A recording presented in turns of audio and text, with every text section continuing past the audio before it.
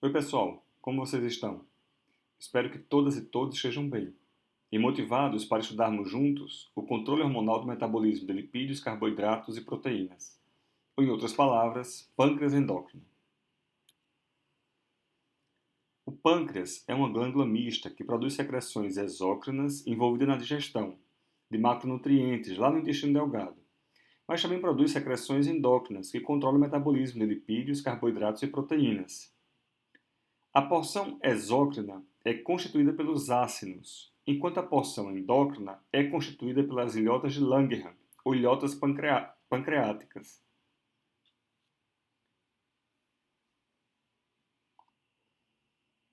Aqui nessa figura a gente observa bem a relação que tem o pâncreas com o intestino delgado, já que a porção exócrina produz secreções que serão usadas na digestão dos macronutrientes. Mas não é essa porção do pâncreas que nos interessa nesse momento. O que nos interessa é a porção endócrina. Em 1896, um cientista chamado Paul Langerhans descreveu pela primeira vez aglomerado de células formando estruturas arredondadas ou ovoides, dispersas entre os ácidos pancreáticos, o que nós chamamos hoje de ilhotas de Langerhans, como a gente pode observar aqui na figura. Podemos observar à esquerda ilhotas de ratos, no centro ilhotas de humanos. A distribuição dessas ilhotas não é igual entre essas duas espécies, mas o tipo de célula sim. As ilhotas de Langerhans são formadas por 4 diferentes tipos celulares. As células A ou alfa, que produzem o glucagon e correspondem a 25% do total. As células B ou beta, que secretam insulina e correspondem a 60% do total.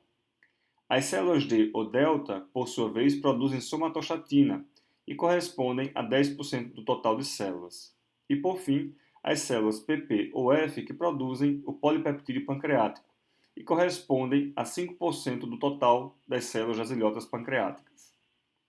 De modo interessante, aqui à direita na figura, a gente pode observar que o fluxo sanguíneo que chega nesse tecido endócrino chega no centro e se distribui para a periferia.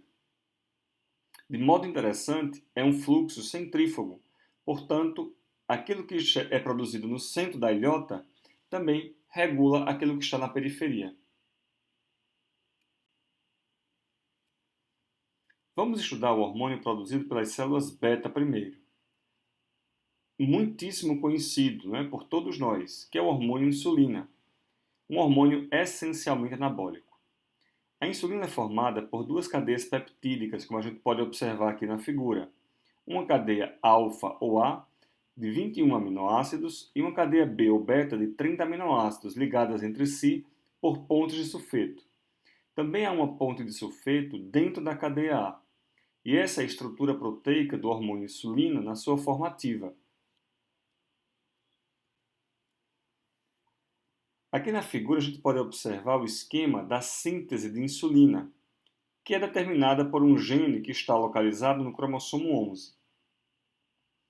O RNA mensageiro determina a síntese ribossomal de pré-proinsulina, que contém 4 peptídeos, um peptídeo sinalizador, as cadeias A e B da insulina e um peptídeo C ou conector, ou também de conexão. O peptídeo sinalizador é clivado logo no início do processo biosintético, durante a montagem das cadeias peptídicas, gerando a proinsulina. A proinsulina é, então, enviada para o retículo endoplasmático, onde é ainda ligada ao peptídeo conector para a formação das pontes de sulfeto, que dão origem à forma dobrada da insulina. A proinsulina é empacotada em grânulos secretórios no complexo de Golgi. Durante este processo de empacotamento, as proteases clivam o peptídeo conector ou de conexão, gerando o hormônio insulina. Quando liberada a insulina, também é liberada a mesma quantidade ou concentração do peptídeo C, o que a gente pode observar aqui na figura. E isso leva em torno de 30 a 45 minutos. Bom, a gente precisa agora entender, olhando para essa figura, o processo de secreção do hormônio insulina. Vejam aqui a figura. algumas proteínas na membrana que são importantes a gente conhecer. O transportador de glicose, isoforma 2, ou GLUT2, que é a proteína que permite a entrada de glicose na célula beta-pancreática. Canais para potássio sensíveis ao ATP, que são canais de efluxo. Canais para cálcio sensíveis à voltagem, também na membrana da célula beta. E aí vamos entender esse mecanismo. Uma vez que a glicose aumenta no sangue, logo após uma refeição, por exemplo, essa glicose atravessa a membrana celular através de GLUT2. E dentro da célula, através de uma enzima chamada glicoquinase, essa glicose é fosforilada e, portanto, poderá ser metabolizada na célula beta-pancreática, gerando, por fim, ATP. O aumento dos níveis intracelulares de ATP leva ao fechamento desses canais para potássio sensíveis ao ATP. E isso gera uma despolarização da membrana, que por sua vez aumenta a atividade dos canais para cálcio dependentes de voltagem, tendo influxo de cálcio. Esse cálcio dentro da célula beta-pancreática vai estimular a liberação de mais cálcio dos níveis intracelulares. E isso é o ambiente necessário para que os grânulos secretórios contendo insulina sejam tracionados para a membrana, liberando o hormônio por exocitose. Esse processo é o processo de secreção hormonal da insulina, que a partir de então poderá atuar nos tecidos-alvo. Mas como será que esse hormônio atua nos tecidos-alvo? Primeira lembrança é que tem que ter um receptor para o hormônio. Aqui a gente pode observar o receptor para a insulina, que faz parte daquela família de receptores autocatalíticos, ou seja, que eles têm domínio catalítico intrínseco. Vejam que é formado por duas subunidades. Uma subunidade alfa, extracelular, que tem um domínio de ligação ao hormônio, e um domínio beta, transmembrana. Esse receptor faz parte da família dos receptores autocatalíticos, já que uma vez que o hormônio se liga a ele, ele passa a fosforilar resíduos de tirosina do próprio receptor. Por isso também são chamados tirosina quinase. Após a fosforilação e ativação do receptor, o primeiro substrato do receptor de insulina, IRS1, é fosforilado e transduz o sinal hormonal, provocando os efeitos biológicos que dependem do tecido estudado.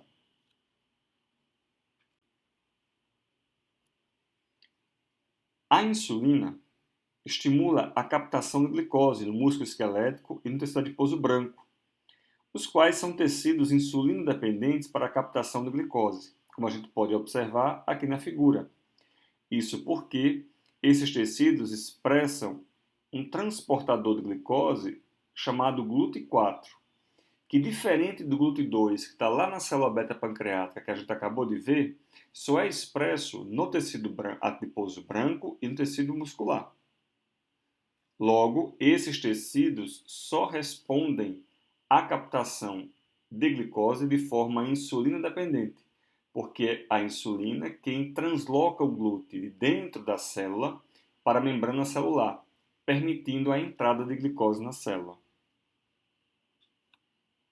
Por isso a gente diz que a captação de glicose é insulina-dependente nesses dois tecidos, esquelético muscular e adiposo branco.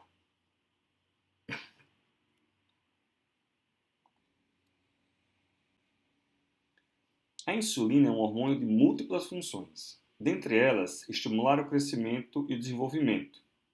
Entretanto, vamos dar maior atenção neste momento para as funções metabólicas desse hormônio. Vamos observar aqui a conversa que acontece entre esses três diferentes tecidos muito importantes para o controle do metabolismo de modo geral: músculo esquelético, adiposo branco e fígado. No estado alimentado, a insulina estimula a captação e a utilização de glicose para estocar energia, ou seja, é um hormônio hipoglicemiante, já que aumenta a captação de glicose pelo músculo esquelético e adiposo branco. Além disso, estimula a síntese de proteínas no músculo e, ao mesmo tempo, inibe a proteólise ou degradação de proteínas musculares. No fígado, estimula a síntese do glicogênio e inibe a produção hepática de glicose, assim como inibe a cetogênese. E no tecido adiposo branco, estimula a lipogênese e inibe a lipólise. Logo, a gente pode observar que, além de anabólica, a insulina também é anticatabólica. Aqui esse mapa mostra a epidemiologia do diabetes, uma doença relacionada à ausência ou à resistência à insulina. Quando a insulina está ausente ou não regula adequadamente o metabolismo, instala-se essa grave doença chamada diabetes, que pode ser dividida em tipo 1, quando não se produz insulina, ou tipo 2, quando se produz, mas ela não atua adequadamente nos tecidos, o que nós conhecemos também por resistência à insulina. Atualmente, 1 a cada 10 pessoas no mundo vive com diabetes, ou seja, 10% da população mundial. A gente pode observar que hoje no mundo são 537 milhões de diabéticos, e esse número vai chegar a 840 milhões em 2040, de acordo com as previsões atuais.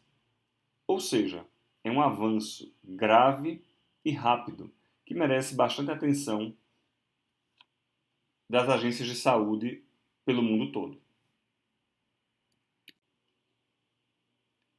Existem critérios muito objetivos para a definição clínica de diabetes. Glicemia de jejum superior a 126 mg por decilitro. Glicemia pós-prandial, após 2 horas da última refeição, acima de 200 mg por decilitro. Níveis de hemoglobina glicada acima de 6,5%. E uma glicemia aleatória a qualquer hora do dia acima de 200 mg por decilitro são suficientes para se suspeitar e diagnosticar de diabetes.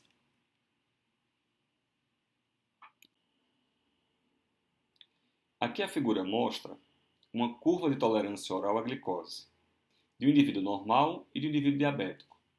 A primeira observação importante é olhar para a glicemia basal, do tempo zero, ou seja, uma glicemia normal abaixo de 100 mg por decilitro e uma glicemia diabética alterada, acima de 126 mg por decilitro.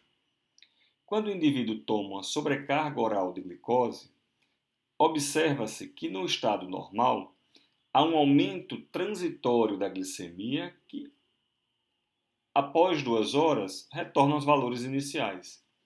Diferente do paciente diabético em vermelho, que, além de começar com a glicemia mais alta, esse valor final é sempre muito superior ao valor inicial, mostrando que o indivíduo é intolerante à glicose.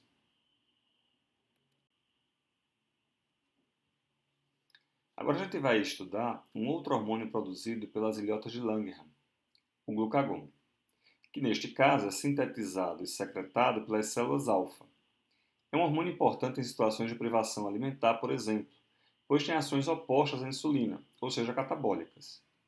O glucagon é a única cadeia polipeptídica linear com 29 aminoácidos. É um membro de uma família de peptídeos que inclui hormônios gastrointestinais, como a secretina. Como os outros hormônios peptídicos, o glucagon é sintetizado como pré-proglucagon.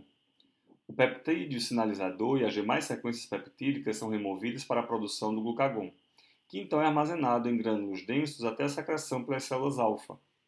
O principal estímulo para a secreção do glucagon é a redução da glicemia. Como hormônio contrarregulatório, o glucagon, que é essencialmente catabólico, promove a mobilização e a utilização dos estoques energéticos para a manutenção da glicemia durante o jejum. As principais ações do glucagon ocorrem no fígado. Neste tecido, o glucagon estimula a produção hepática de glicose através da neoglicogênese e da glicogenólise. Aumenta a captação de aminoácidos para a produção de glicose através da neoglicogênese e também a incorporação em ureia, assim como estimula a cetogênese hepática.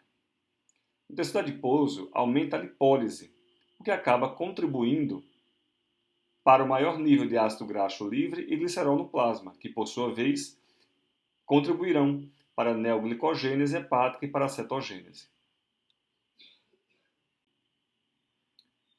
O mecanismo de ação do glucagon nas células-alvo começa com a ligação do hormônio ao receptor de membrana, que é do tipo GPCR alfa-S. Ou seja, Quando o glucagon se liga ao receptor de membrana, estimula a proteína G-alfa-S, que por sua vez ativa a adenilciclase na membrana, aumentando a conversão de ATP em AMP cíclico, o que leva à ativação da proteína quinase A, ou PKA. Como a gente pode observar, essa transdução do sinal leva aos principais efeitos metabólicos do glucagon.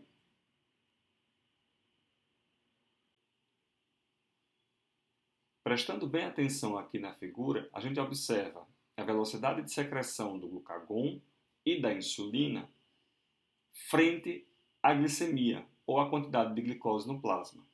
E veja que são relações inversamente proporcionais.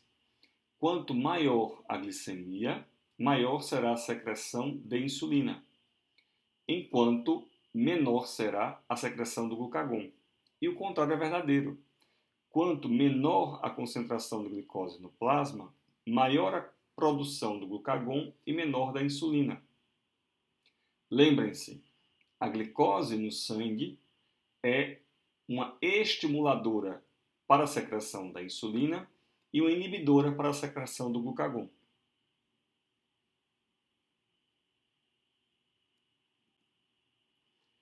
Em resumo, o que a gente precisa estar atento é a relação insulina-glucagon. No estado alimentado, a balança pesa mais para a insulina. Logo, essa relação aumenta, com maiores níveis de insulina e com isso predomina a captação e metabolização da glicose, síntese de glicogênio, síntese de gorduras e proteínas. Já durante o jejum, a relação se inverte, pois a balança pesa mais para o glucagon, ou seja, a relação insulina-glucagon diminui. Com isso predomina a glicogenólise, gliconeogênese e cetogênese. Aqui, pessoal, a gente vê a somatostatina, hormônio produzido pelas células D ou delta das ilhotas de Langerhans, lá no pâncreas. A principal função dela é inibir a liberação tanto de insulina como de glucagon. Vejam aqui a regulação parácrina da secreção endócrina do pâncreas. Vamos começar pelo glucagon, que estimula a secreção de insulina e também de somatostatina. Mas, lembrando que a somatostatina é sempre inibitória, então ela vai inibir a secreção tanto do glucagon como da insulina. O curioso é que, embora o glucagon estimule a secreção de insulina, a insulina inibe a secreção do glucagon, como a gente pode observar. E por fim, como não poderia ser diferente, a somatostatina inibe a liberação do polipeptídeo pancreático.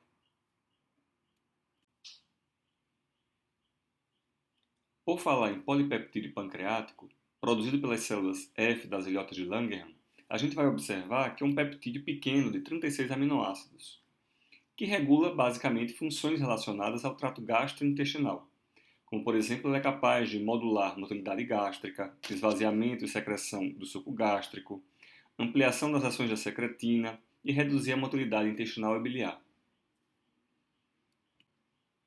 Bom, agora nós temos aqui as questões do Construindo o Conhecimento. Vejam que a gente pode aqui discutir todos os conceitos gerais. E qualquer dúvida que vocês tenham, é só colocar no fórum. Por favor, qualquer dúvida é só entrar em contato. Abraço e bons estudos!